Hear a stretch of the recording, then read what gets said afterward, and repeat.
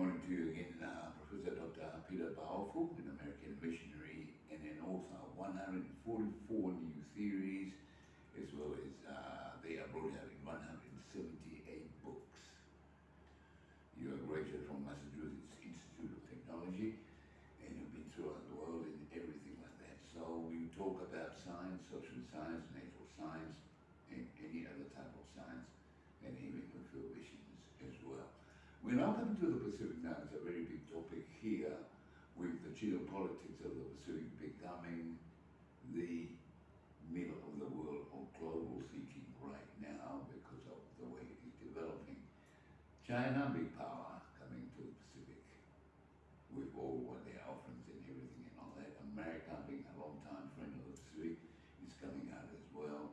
As the Pacific are poor, they are looking to who will give them the best benefit of everything in there to survive. Being number two in the world with all this climate change and everything and all that. How is your vision? What is your vision and your look at this concept at the moment? First, thank you for having me. I think that's a very interesting topic, a very timely topic because nowadays we have the geopolitical rivalry between the US and China.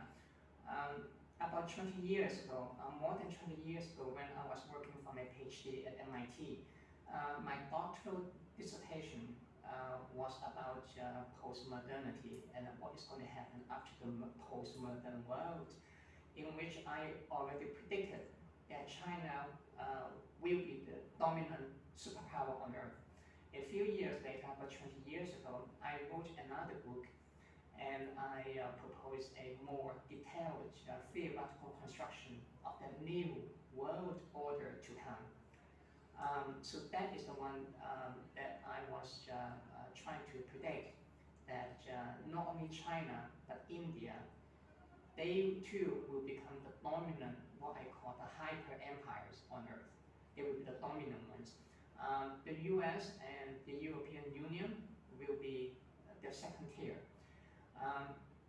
That's my prediction based on many different factors, a comprehensive analysis of major cultural, social, natural, mental, and other factors. So that is something which I predicted a long time ago, and a few years ago, I also predicted another Cold War, this time between the US and China. I called it the Second Cold War. At that time, people did not pay attention to me because there was no Second Cold War yet. It was to come to be true. So I have been working on this for quite some time, and this is a major challenge of our time. How are you going to deal with the rising power and the atavish power? The danger over here is that, as is always the case in human history, is that when you have an atavish power and you have a rising power, two of them somehow do not get along because they are competing for the same domination. In fact, this is exactly what happened between the UK and the US more than 100 years ago. It's the same thing between France and the UK, between France and Germany. So there's the danger over here. In the case of the Pacific Islands, as you said, this is a poor region. Many of the country over here is very small and very poor. Let me give you one example. You mentioned the school that I went to, MIT. MIT, the student population has more population than the entire population of Tuvalu, which is a country in the Pacific Islands. Tuvalu has only about 10,000 people. The entire population, which is less than the number of students in my school in the US. Now, you understand how small, how tiny you are. So that is a major challenge. Now, before I go any further, I just let you have your response and then we can discuss more. Okay, this very fine and how your predictions are coming in, and you are basing it on all these things, natural and social and all other elements coming into that now. And now they are coming in with their influence. There's a sphere of influence around these areas, and they're bringing in together their armory to show their power, which we're not interested in. Which one was? The Pacific is not interested in their armory and Okay, At understand. least it's surviving. Yes. This is a good question in the sense that that is often a conflict between opposing interests. Okay. Even before we talk about China, before the rise of China, even over here in Tonga and also in the Pacific regions, you have been dominated too by Australia and New Zealand and also the US. Your neighbor Samoa, Eastern Samoa, is still occupied by the US. You see that many of the local regions were colonized, not just by the UK, France, and US and all, and even by Australia and New Zealand.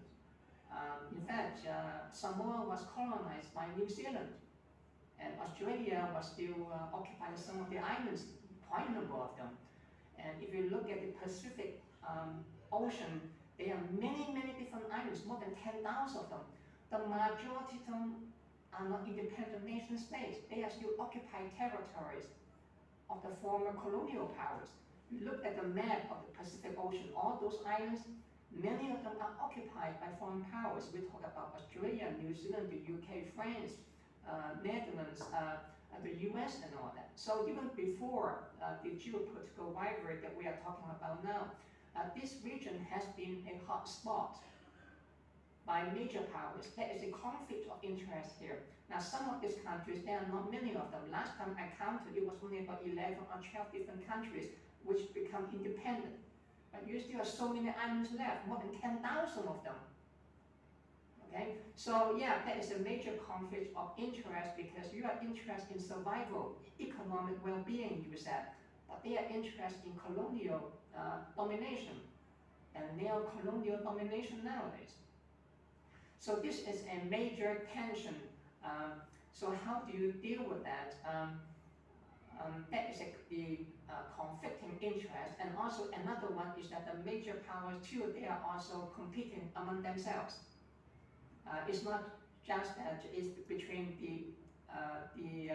the small ones and the big ones. Even among the big ones, they are also competing among themselves, including in this case China and the US, and also the small ones are also competing among themselves too. They have also different interests, for example. Fair enough. I'm sorry we're running out of time. Yeah. It's a lovely piece of time having a chat with you. Yeah. Thank you very much for the time spending with us. Any other time we come around.